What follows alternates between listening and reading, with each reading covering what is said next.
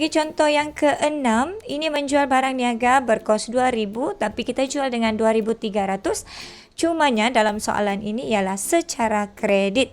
Secara kredit. So kita ada barang niaga, kita jual, maksudnya ini ialah inventory. Okey, ini ialah inventory. Inventory itu ialah aset, kena faham sudah. Dan apabila kita menjual inventory, maksudnya inventory itu akan berkurang. Okey. So, kos dia ialah 2.000 secara kredit. Maksudnya di sini kita jual secara kredit. Maksudnya orang hutang dengan kita. Orang yang berhutang dengan kita itu dalam akaun kita sebut dia sebagai ABT, akaun belum terima. Akaun belum terima. Akaun belum terima ini klasifikasi akaunnya dia ialah aset. Okey, bila dia hutang dengan kita, maksudnya dia hutang dengan kita, maksudnya aset kita bertambah. Okey, aset bertambah. Okey, so kalau kita lihat di sini berlaku untung bersih yang mana 2.000 dengan 2.300. So kalau kita lihat kita untung sebanyak 300.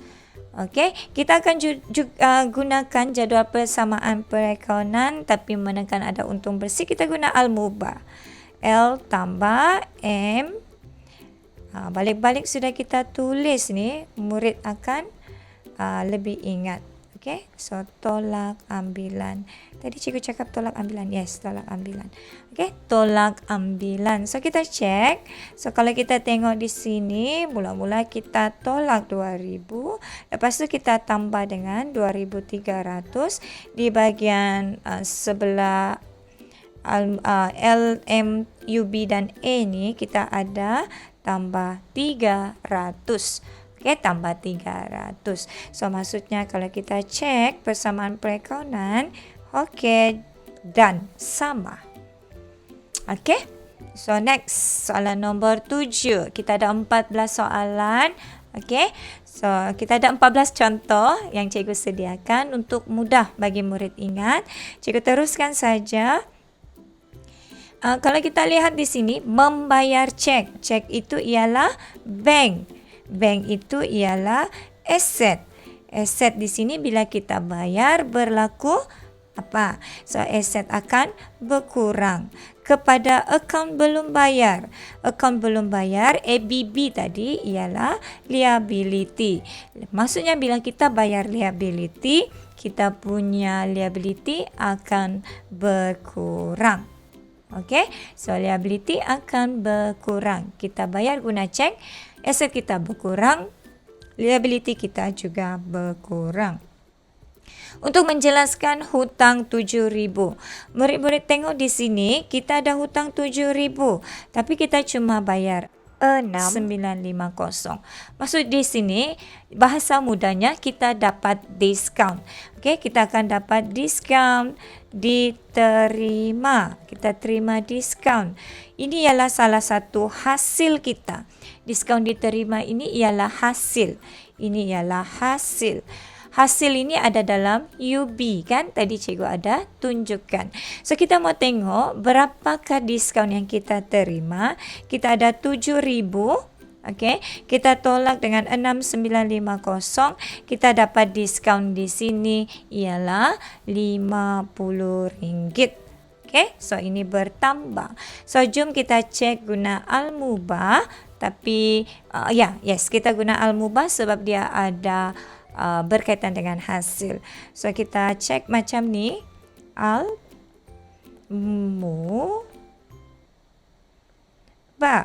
Okey, al-mubah.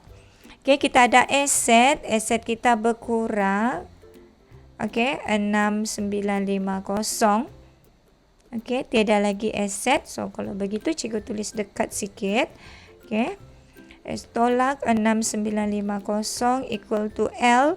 L pun kita tolak 7.000 dan kita tambah di mana ada untung bersih hasil itu tambah kalau berlaku di sini. So kita akan tambah sebanyak 50. So kita akan dapat di bahagian aset ialah 6950 bahagian sebelah L tambah M tambah UB tolak dengan A, kita juga dapat 6950. Persamaan perakaunan lulus. Okey? Okey, jom kita pergi contoh yang ke-8 pula. Okey, contoh yang ke-8 ini kalau tadi kita membayar, sekarang kita menerima cek. Macam biasa, cikgu teruskan saja. Harap-harap murid semua boleh follow. Jika tidak, murid-murid boleh ulang balik video ini step by step. Okey, dan murid kena buat latihan baru boleh ikut.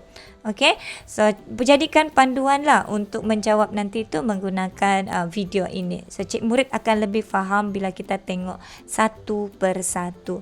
So menerima cek itu ialah bank.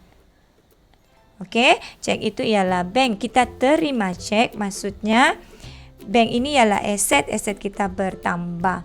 Okey, so RM2250 daripada akaun belum terima. Akaun belum terima ini kita punya aset.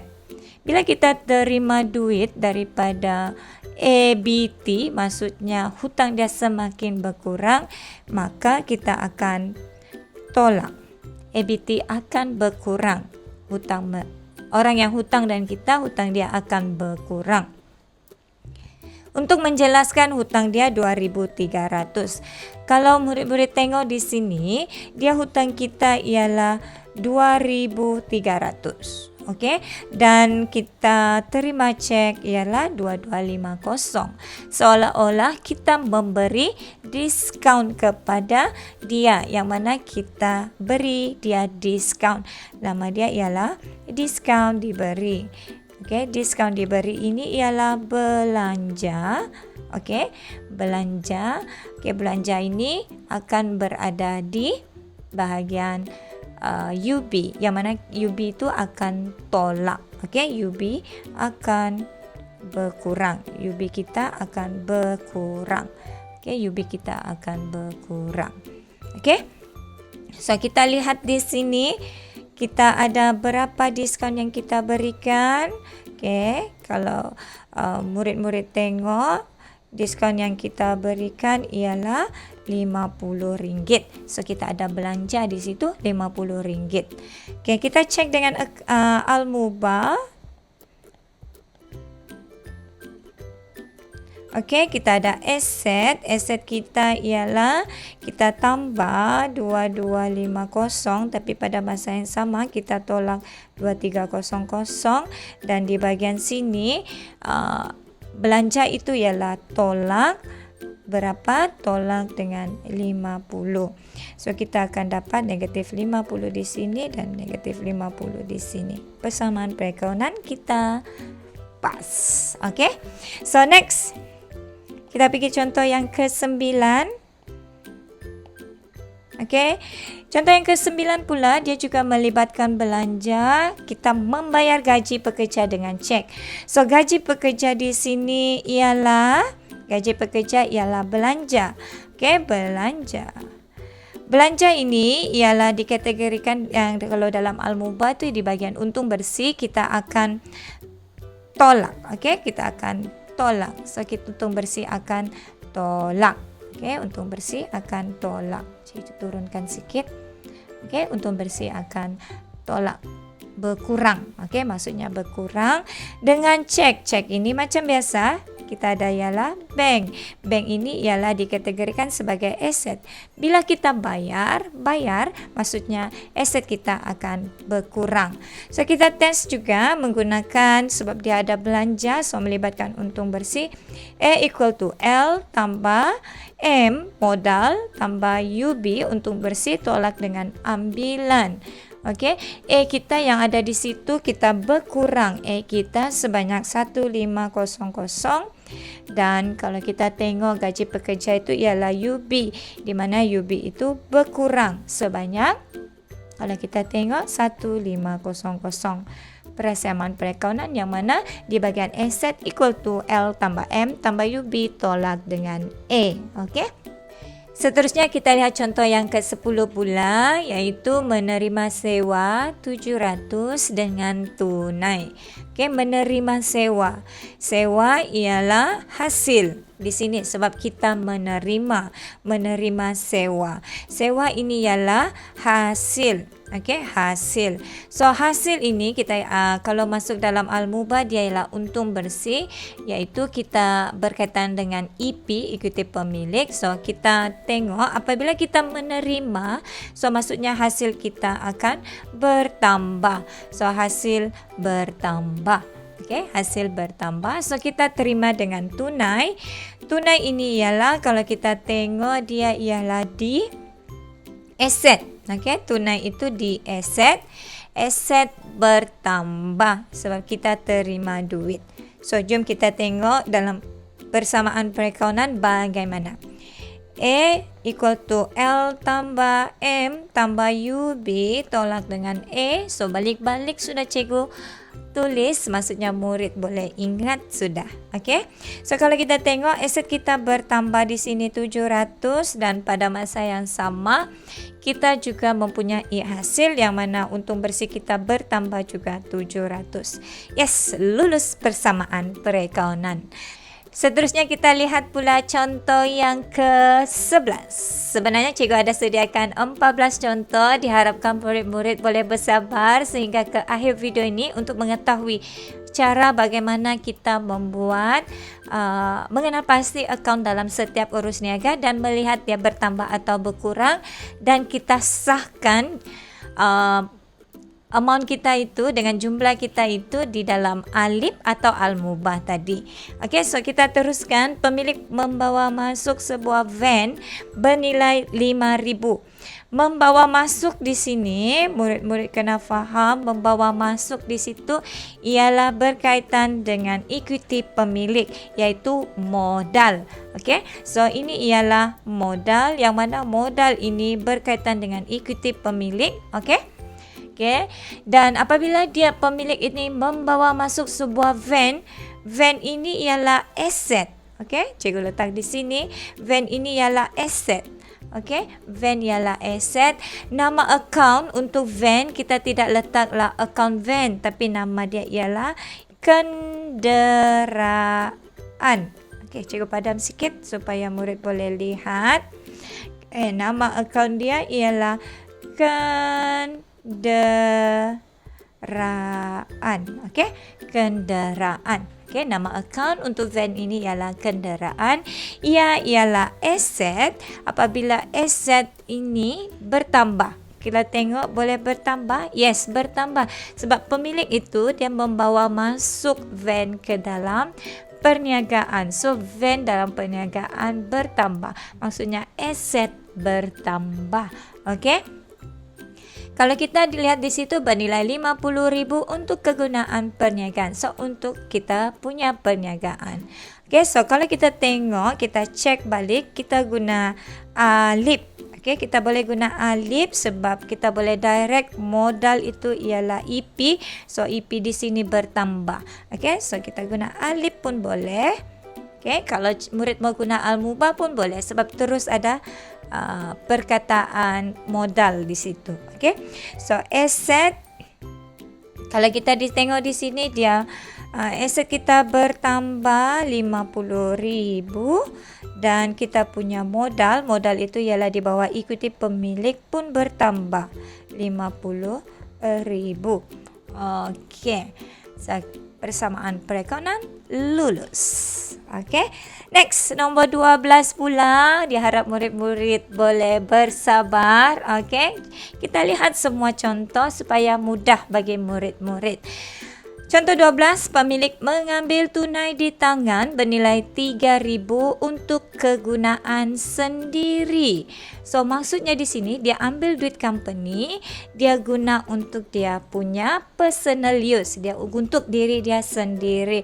So apa akaun yang terlibat? Kalau kita tengok di sini, kalau kita tengok pemilik mengambil tunai di tangan. Tunai di tangan itu ialah tunai. Akaun tunai.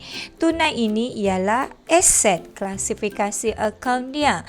So, bila dia ambil, pemilik ambil, tunai perniagaan akan berkurang. Okey, bernilai 3,000 untuk kegunaan sendiri. Kegunaan sendiri ini nama akaun dia ialah ambilan. Ambilan ini diklasifikasikan sebagai, kalau kita tengok di bawah, EP. Okey, di bawah EP, yang mana ambilan ini akan mengurangkan EP. So, kita test dengan alif. Kalau murid mau guna al-mubah pun boleh, tapi cikgu tunjukkan. Kalau kita guna alif, okey, ini kita guna alif. So, kalau kita tengok di situ, aset kita berkurang sebanyak 3,000. Yang mana cikgu cakap tadi, ambilan itu juga akan mengurangkan EP 3,000. So, persamaan pas, lulus bersamaan. Okey, kalau kita tengok di sini, kalau cikgu kembangkan guna al-mubah, sama juga. Kalau kita tengok A equal to L tambah M. Okey, tambah M. Tambah dengan UB, tolak dengan ambilan. Okey, so kita ada 3,000 di sini. Kita ada L tiada, M tiada, UB tiada, kita ada ambilan negatif. Kita tolak 3,000. So, murid juga boleh menggunakan al-mubah. Jika murid sudah mahir dengan al-mubah, guna alif saja. Sebab murid tahu EP tu M tambah UB tolak dengan ambilan. UB tu apa? Ialah kalau hasil kita tambah, kalau belanja kita tolak. Okey. Kita pergi contoh yang ke-13 pula. Kalau murid-murid lihat di sini, mengeluarkan tunai di bank 1,000 untuk kegunaan perniagaan. Mengeluarkan tunai di bank. Okey, kita ada duit di bank. Okey, kita keluarkan tunai kita di bank itu.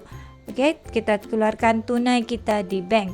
Maksudnya, bank di sini kalau kita tengok, bank ialah aset. Akaun duit di bank itu kita akan berkurang, kan? Kita akan berkurang, aset akan berkurang. Tunai ini juga aset. Tetapi bila kita keluarkan tunai itu di bank, kita bawa ke pejabat, cash in hand kita meningkat.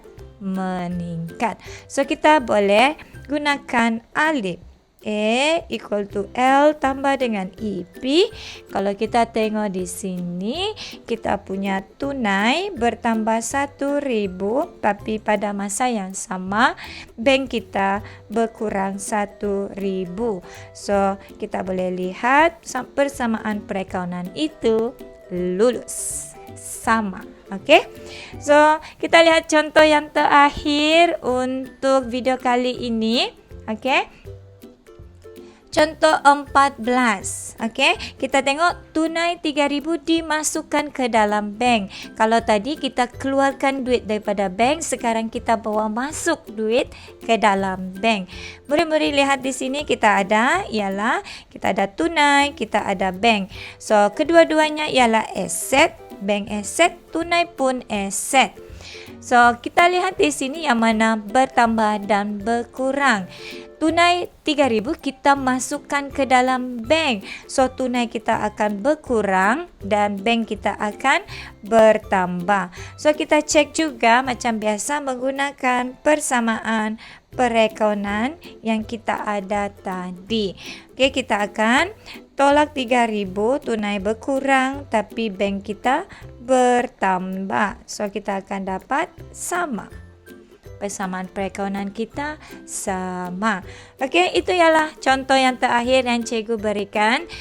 Selesai berkaitan dengan mengenal pasti akaun-akaun yang terlibat dalam setiap urus niaga, bertambah dan berkurang.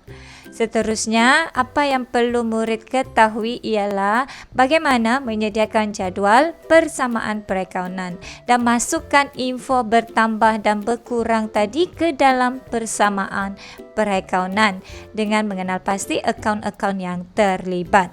So, kita akan sediakan jadual persamaan perakaunan seperti ini. Jadual persamaan perakaunan ini, cara untuk menyediakannya, cikgu akan berikan pada video yang akan datang. Untuk itu, Pagi video yang kali ini, cikgu mengucapkan terima kasih kepada murid-murid yang setia daripada awal tadi hingga ke akhir video ini. Diharapkan murid-murid dapat memahami dengan lebih baik berkaitan dengan cara mengenal pasti akaun yang terlibat dalam setiap urus niaga dan mengaplikasikan alip dalam bertambah dan berkurangnya setiap akaun tersebut. Okey, so jumpa lagi di video yang akan datang. Saya Cikgu Irni binti Bakri, mengajar di SM Lokyu Kota Kinabalu. Jumpa lagi. #akaun Senamba. Bye.